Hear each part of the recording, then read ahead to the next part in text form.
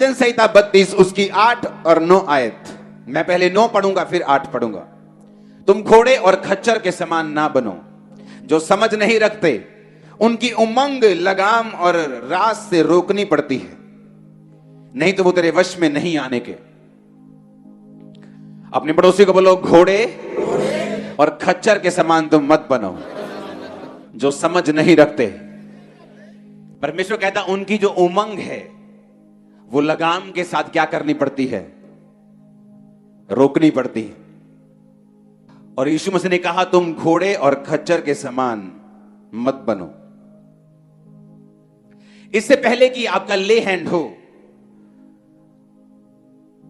और आज आप पवित्र आत्मा से भर के वापस जाएं, एक रुकावट है स्पिरिट में जो आपको दूर करनी है।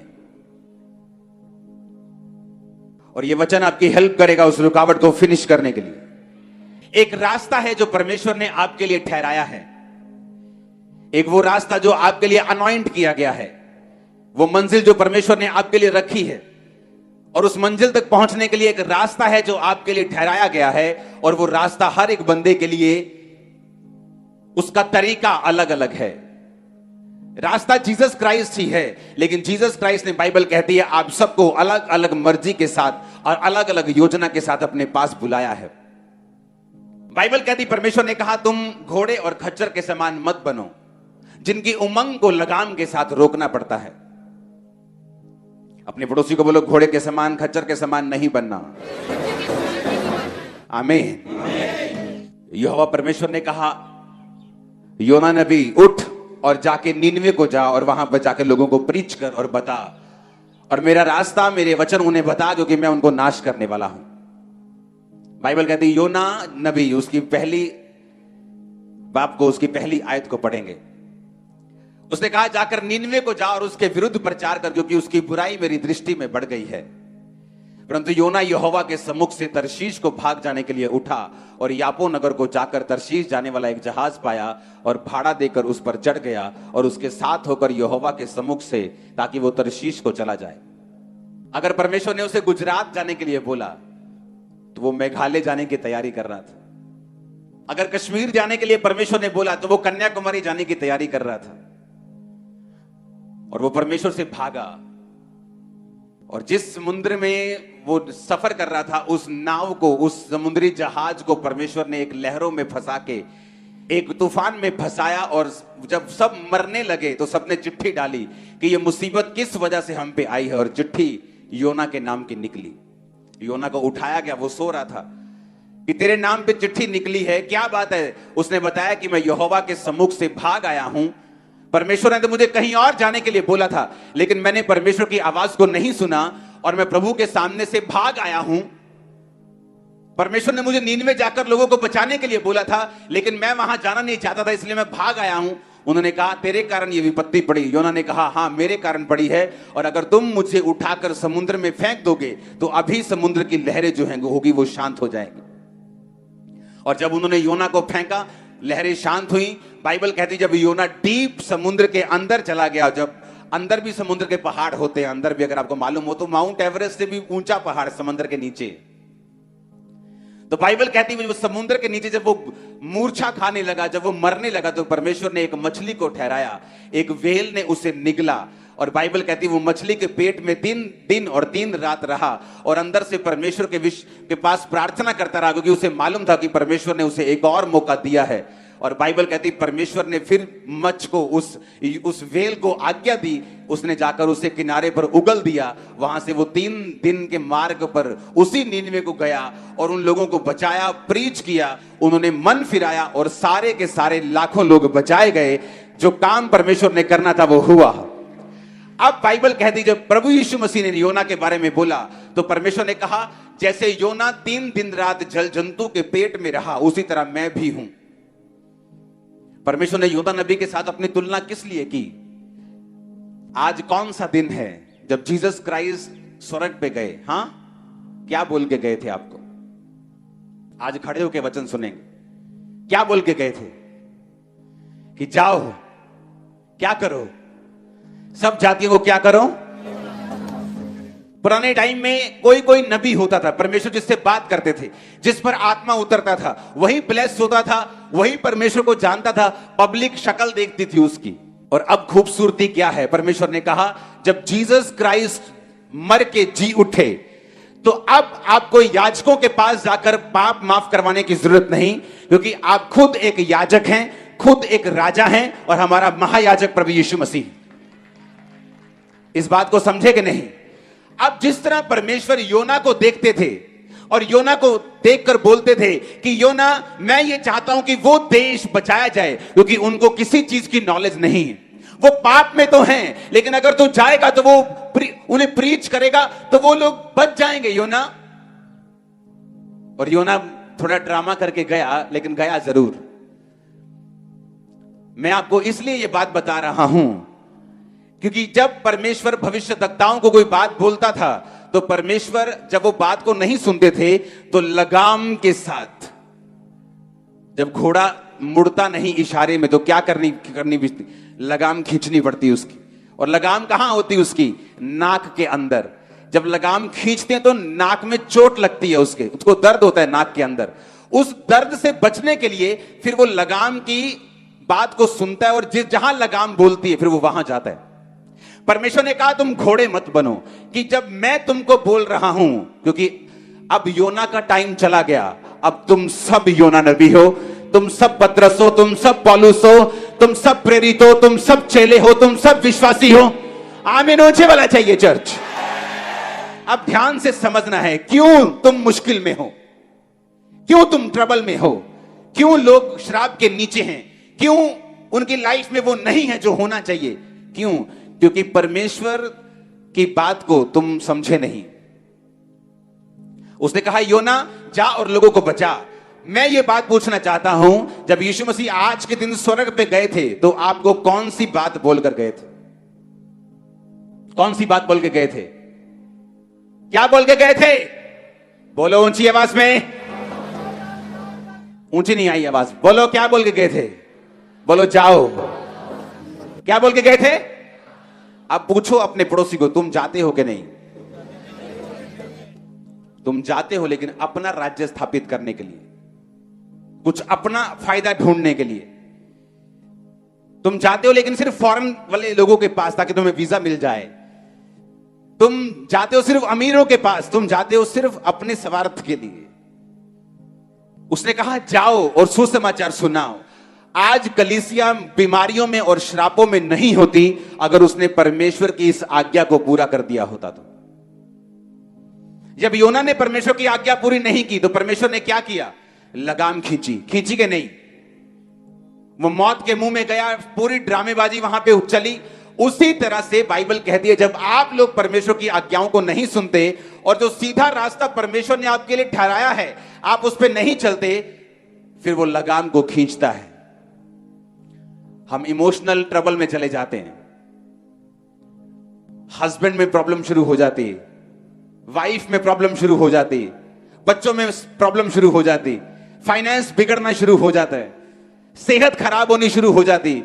हम सोचते हमने क्या नहीं किया, क्या गलती हो गई हमसे, क्योंकि बाइबल कहती है आप लोग सुसमाचार सुनाने के लिए चुने गए हो। परमेश्वर की रूहों को बचाने की इच्छा आज भी वैसी है, बल्कि और बढ़ चुकी है। उसने योना को कहा जा और लोगों को बचा, और अब यीशु मसीह आपको कुछ बोल के गए हैं जो आप भूल गए हो।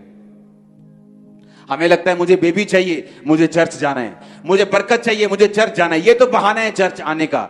उसका असली मकसद है आप लोग रूहों को बचाओ, क्योंकि उसने कहा जाओ और सुसमाचार सुनाओ, सब जातियों के लोगों को चेला बनाओ, सब बातें उन्हें मानना सिखाओ, और देखो जगत के अंत तक मैं तुम्हारे साथ हूं। लेकिन मैं वही पूछ रहा हूं, जब योना नहीं गया तो परमेश्वर को लगाम लगानी पड़ी। जब आप नहीं जाएंगे तो फिर वो क्या करेगा? लगाम लगाएगा। ये लगाम मेरी लाइफ में लगी रही। मसीह के शुरुआती दिनों में मेरा मकसद सिर्फ चंगियाई पाना था। ये कहीं ना कहीं से रोजे रख के, प्रेयर करवा के, क्रूसेड करवा के मैं हील हो जाऊं, लेकिन मेरा मकसद वो नहीं था जो परमेश्वर ने जिसके लिए मुझे बुलाया था, रूहों को बचाना। जब मेरा मकसद सेट हो गया, मुझे मालूम हो गया कि मैं असल मेरा काम रूहों को बचाना है, मेरी प्रॉब्लम्स जा चुकी थी, फिनिश हो चुकी थी। आज वो दिन है जब प्रभु यीशु मसीह ने आपको बोला था कि जाओ, योना की तरह बोला था जाओ। जीसस ने बोला तो कहीं और है, लेकिन आप कहीं और गए। तो यीशु मसीह ने हर एक के लिए मगरमच्छ या मछली नहीं ठहराई, वो लगाम खींचता है आप सबकी अलग अलग तरीकों के साथ। और जो आत्मिक जन होता है वो उस लगाम को समझता है कि क्यों मेरी लाइफ में ये प्रॉब्लम है। उसने अब्राहम की ओर देखा, और अब्राहम की ओर देखकर उसने क्या देखा कि अब्राहम एक समय था जब मुझसे प्यार करता था सबसे अधिक, लेकिन एक समय आ चुका है जब अब्राहम अपने बेटे से मुझसे भी ज्यादा प्यार करने लगा है। और परमेश्वर ने उसकी लगाम खींची और कहा, अब्राहम अब्राहम, अपने बेटे को जिससे तू प्यार करता है मेरे लिए बलि कर दे।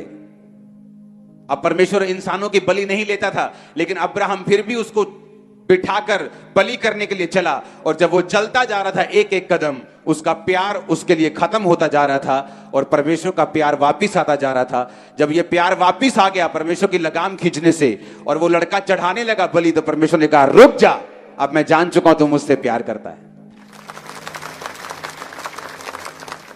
हालेलुया। आप किससे प्यार करते हैं? अपने बिजनेस से? आपका बिजनेस फिर डेंजर पोजीशन में आ जाएगा एक दिन। अपनी वाइफ से, प्रभु से भी ज्यादा, अपने हस्बैंड से, अपने बच्चों से, अपने फाइनेंस से, अपने शरीर से, समाज से, अपनी पोजीशन से, अपनी इज्जत से। परमेश्वर के सामने किसी भी चीज को मत रखना, नहीं तो परमेश्वर लगाम खींचेगा और लगाम खींच के फिर आपको सीधा करेगा। और अगर आप सीधे सीधे अच्छे घोड़े की तरह चलते जाएंगे, वो आपकी लगाम नहीं खींचेगा। आप सीधा सीधा चलते जाएंगे, आप वही वही रास्ता फॉलो करते जाएंगे जहां जीसस ने आपको जाने के लिए बोला है। आप सुसमाचार को सुनाएंगे, आप डरेंगे नहीं, घबराएंगे नहीं। अपने माता पिता, भाई बहन, अपने बच्चे, अपना कारोबार, अपना शरीर, अपने लोगों से अधिक प्रभु से प्यार करेंगे। आप सीधा चलते जाएंगे, उसको लगाम खींचने की जरूरत नहीं पड़ेगी। पौलुस की परमेश्वर ने लगाम खींची। पौलुस के पास इतना रेवलेशन आ गया कि अपनी रेवलेशन से वो भूल ना जाए। परमेश्वर ने उसको शैतान उसके पीछे लगा दिया, उसको मुक्के मारे। यानी कोई शारीरिक कष्ट पौलुस को था, जो उसने कहा, प्रभु ये शारीरिक कष्ट मेरे लिए क्यों है? परमेश्वर ने कहा, मेरा अनुग्रह ही तेरे लिए काफी है, मेरी सामर्थ्य निर्बलता में सिद्ध होती है। अब मैं इस निर्बलता में तुम्हें बढ़ाऊंगा, बस चलते जाना, आगे बढ़ते जाना। हालेलुया।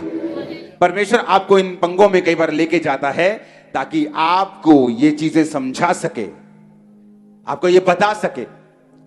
चर्च में अगर 3-4 लाख मेंबर हैं, 4 के 4 लाख लोग सुसमाचार सुनाने वाले होने चाहिए।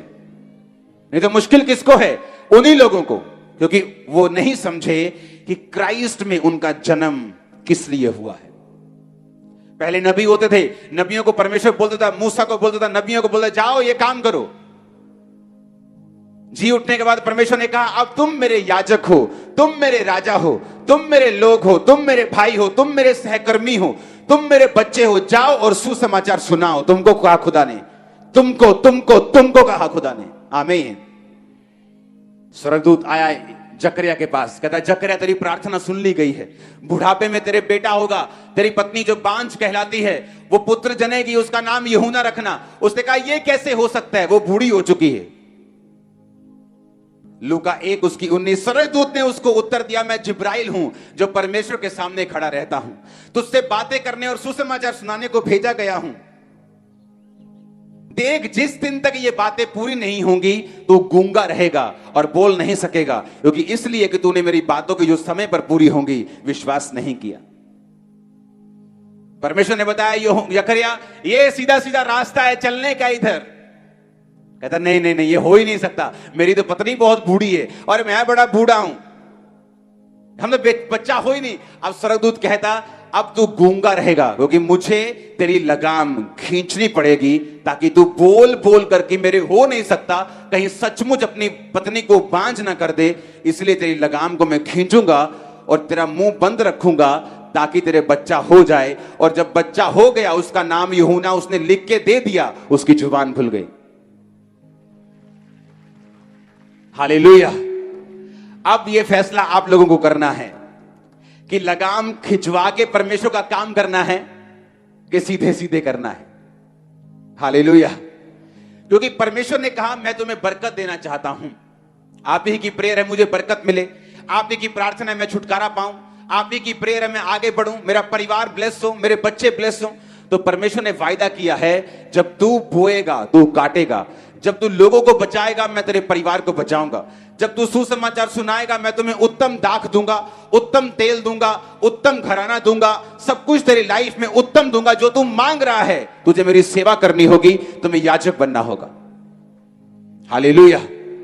जब एक व्यक्ति कहीं दूर जाने को होता है, फ्लाइट पकड़नी है, ट्रेन पकड़नी है, और उसका बड़ा करीबी उसके पास आया और ट्रेन चल पड़ी, तो उसको मालूम है कि अब ज्यादा बातें करने का टाइम नहीं, वो बड़ी इंपॉर्टेंट बातें उसको याद करवाते हैं कि ये काम कर लेना, ये काम जरूर करना, ये काम बहुत जरूरी है।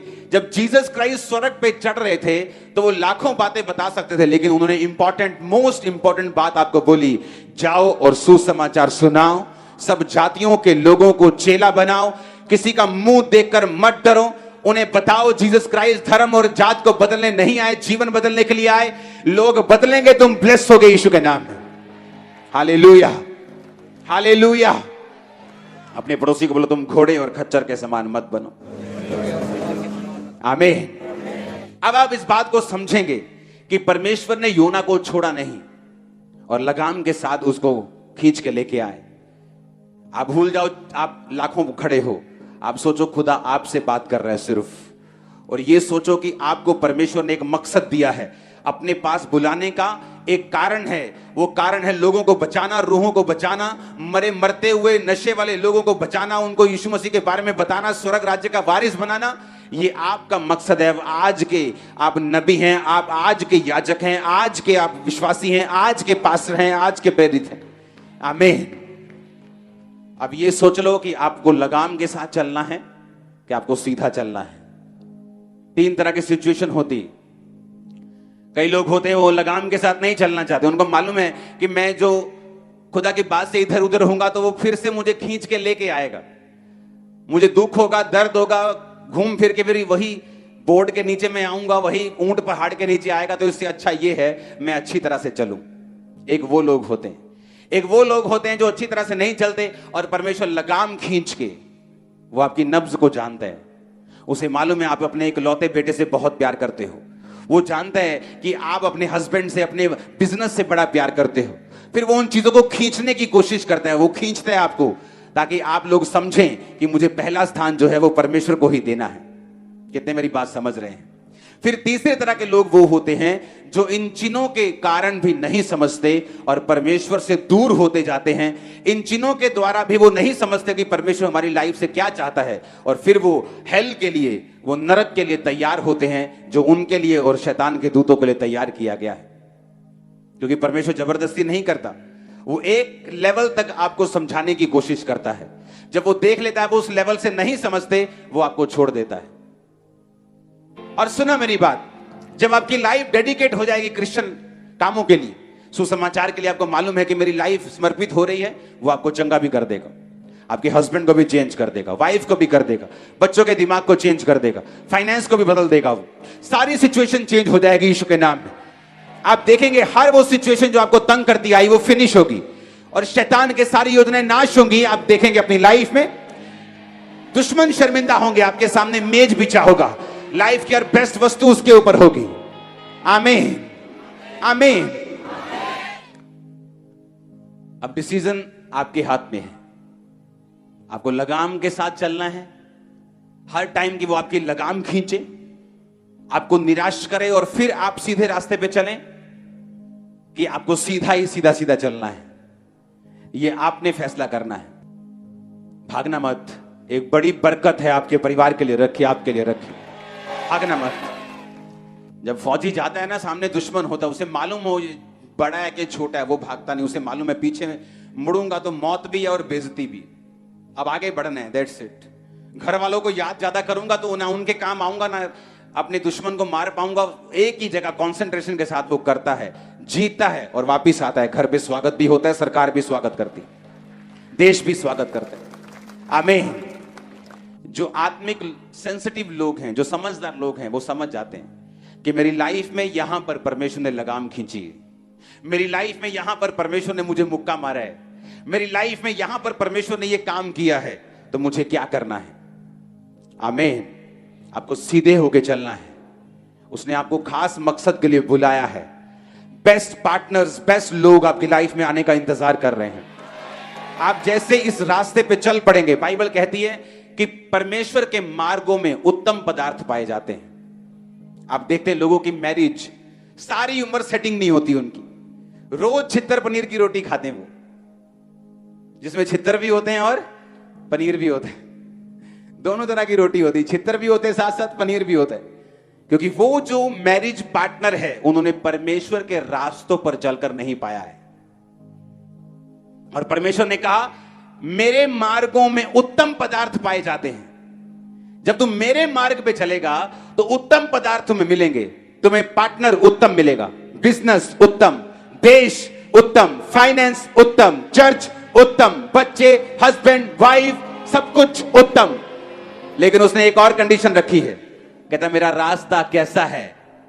तंग है, संकरा है, तंग है, मुश्किल से तुम्हें जाना पड़ेगा, और थोड़े हैं जो इसे पाते हैं।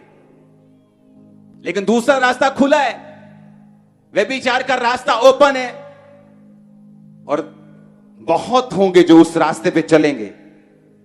लेकिन तंग रास्ते पे उसने कहा बहुत थोड़े हैं जो इस रास्ते पे चलेंगे। और उत्तम पदार्थ अगर किसी ने पाए हैं तो तंग रास्तों में पाए हैं। हालेलुया। जस्ट आपको परमेश्वर को बोलना है, परमेश्वर मैं तेरे काम करने के लिए तैयार हूं। मैं वो बंदी नहीं हूंगा जिसकी लगाम खींचनी पड़े। मैं सीधा सीधा तेरे रास्तों पे चलूंगा, सीधा सीधा तेरे रास्तों पे चलूंगी। आमीन, आमीन।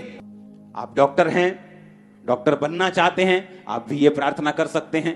आप इंजीनियर हैं या बनना चाहते हैं, आप भी ये प्रेयर कर सकते हैं। आप पॉलिटिशियन हैं या बनना चाहते हैं, आप भी ये प्रेयर कर सकते हैं। आप पास्टर हैं, आप कोई भी हैं, परमेश्वर की सेवा सबके लिए है। मैं सारा दिन डॉक्टर से बात नहीं करता हूं, मैं डॉक्टर नहीं हूं, मैं हॉस्पिटल में नहीं रहता हूं। तो डॉक्टर डॉक्टर को बचाएगा, नर्स नर्स को बचाएगी, लेबर लेबर को बचाएगी, बिजनेसमैन बिजनेसमैन को बचाएगा। कितने मेरी बात को समझ रहे हैं? तो हर एक बंदा ये बोले, खुदावंद मैं तेरे नाम की गवाही दूंगा, मैं तेरे नाम का प्रचार करूंगा। जो आज के दिन तूने 2000 साल पहले कहा था कि जाओ और सुसमाचार सुनाओ, सब जातियों के लोगों को चेला बनाओ, मैं इस वचन को पूरा करूंगा। आमीन, आमीन। और बाइबल कहती है जब उन लोगों ने मन फिराया तो परमेश्वर आनंदित हुआ। वो नहीं चाहता कोई भी नाश हो। लोग बोलते परमेश्वर कहां है? जब हॉस्पिटल में लोग मरते हैं, जब उनके इकलौते बच्चे मर जाते हैं, जब उनके हस्बैंड जवानी में वाइफ मर जाते हैं, तो बोलते हैं कि परमेश्वर कहां है? अरे परमेश्वर ने उसे नहीं किया। बाइबल कहती शैतान घात करने के लिए और नष्ट करने के लिए आया। आप जब मैसेज देंगे जीसस क्राइस्ट का कि वो धर्म और जात को बदलने नहीं आया, वो जीवन बदलने के लिए आया, और आप जाएंगे हॉस्पिटल्स में, जाएंगे मॉल्स में, जाएंगे लोगों के घरों में, रिश्तेदारों में आप जाएंगे, तो आप ये मैसेज देंगे और खुदा इसकी बरकत आपको देगा। मत सोचो आपको खड़े खड़े बरकत मिलेगी। मैंने कलीसियाओं में लोगों को 40-40 साल जाते देखा है, ना तो उनकी बीमारियां गई हैं, ना तो उनकी मुश्किलें गई हैं, ना उनके परिवार बदले, जो कुछ है वही है। क्यों? क्योंकि वो सेवा में नहीं है। ना ही उनका पास्टर उनको चैलेंज करता है, ना ही उनकी चर्च उनको चैलेंज करती है सेवा के लिए, क्योंकि वो खुद चर्च होके सेवा में नहीं। हालेलुया। हम एक सीरियस बिजनेस में हैं जो खुदा ने हमें दिया है। वो पैसे कमाने का बिजनेस है, रूहें कमाने का बिजनेस। उसने कहा मैं तुम्हें रूहों को पकड़ने वाला बनाऊंगा, मनुष्य को पकड़ने वाला बनाऊंगा। इस साल के अंत में आपका रिपोर्ट कार्ड जब मांगा जाएगा, जो हर क्रिसमस पे आपसे मांगा जाता है कि कितनी रूहें बचाई हैं पूरा साल, तब शर्मिंदा होकर आंखें नीचे करके, हाथ नीचे करके खड़े होने की जरूरत नहीं। अब से काम करना शुरू करो। जून चढ़ने वाला है, सबसे गर्म महीना चढ़ने वाला है। आत्मा में सबसे गर्म हो जाओ, शैतान पर हथौड़े मारो, उसे लोगों से निकालो। आपके घरों से परमेश्वर निकाल देगा उसे। वो आपके घरों से क्यों नहीं गया? क्योंकि आपने लोगों से उसे कभी नहीं निकाला। आपने चैलेंज कभी लिया ही नहीं, आपने कभी चुनौती ली नहीं, आपने कभी परमेश्वर के वचन को सीरियसली लिया ही नहीं। इससे पता चलता है कि अगर हम ये वचन को भी सीरियस नहीं लेते तो हीलिंग के वचन को भी अपनी लाइफ में पूरा होते हुए कैसे मानेंगे? कैसे विश्वास करेंगे वो चंगा करता है? कैसे विश्वास करेंगे वो छुड़ाता है? कैसे विश्वास करेंगे वो धर्मी का वंश बचाया जाएगा, वो हमारे बच्चों को बचाएगा, अगर हम उसके एक वचन को पूरा नहीं करते तो? आप घरों में काम करते हैं, आप बॉस हैं, आप छोटे हैं, आप बड़े हैं, कोई मायने नहीं करता। जस्ट बोलो। और उसने कहा तुम्हें बोलना नहीं आता तो भी परवाह मत करना, मेरा आत्मा तुम्हें बताएगा क्या बोलना है, मेरा आत्मा तेरे साथ होगा। मैं आपको एक ऐसा रास्ता बता रहा हूं जो आपको जल्दी आशीष की ओर ले जाएगा, जल्दी आपको बरकत दे देगा। आमीन, आमीन। क्योंकि लोग इसे सीरियसली नहीं लेते। आप मोस्टली जाके लोगों की लाइफ देखो जो बहुत पुराने टाइम से परमेश्वर को मानते हैं, कोई फर्क नहीं उनमें और अविश्वासियों में। उनके घरों में भी वही चिक चिक मिच मिच चल रही जो उनके घरों में चल रही। क्यों? वचन को सीरियसली लिया नहीं। उन्हें लगता है कि यीशु मसीह तो हमारा ही है, हम तो पुराने ईसाई हैं, हम तो 20 साल से प्रभु में हैं। लेकिन क्या करेगा 20 साल से प्रभु में रहना अगर आपने एक भी रूह को बचाया नहीं? आप एक साल में 10 रूहों को भी बचा नहीं पाते तो क्या फायदा उस क्रिश्चियन होने का? जीसस ने कहा जाओ और सुसमाचार सुनाओ, सब जातियों के लोगों को चेला बनाओ, सब बातें मानना सिखाओ और देखो जगत के अंत तक मैं तुम्हारे साथ हूं। आप पूरा करेंगे इस वचन को? आप भूल जाओ आप लाखों की तादाद में हो। आप सोचो कि यहोवा परमेश्वर योना से बात कर रहा है दोबारा। आप ये सोच लो। आप भूल जाओ मैं आप सबसे बात कर रहा हूं। आप अपने आप को सोचो कि परमेश्वर आपको कह रहा है जा और स्टार्ट कर मेरा काम। बहुत लोगों को लगता है कि काम स्टार्ट करने के लिए मुझे चर्च खोलनी पड़ेगी। अरे चर्च में कहां रूहें बचती लोगों के पास? चर्च तो उनके बेचारे लोग नहीं आते उनके पास। चर्च में नहीं, बाहर जाओ, मोहल्लों में जाओ, नगरों में जाओ, चौकों में, बाजारों में जाओ, रेलवे स्टेशन पे जाओ, वहां बचाओ रूहों को जहां जरूरत है। आमीन, हालेलुया।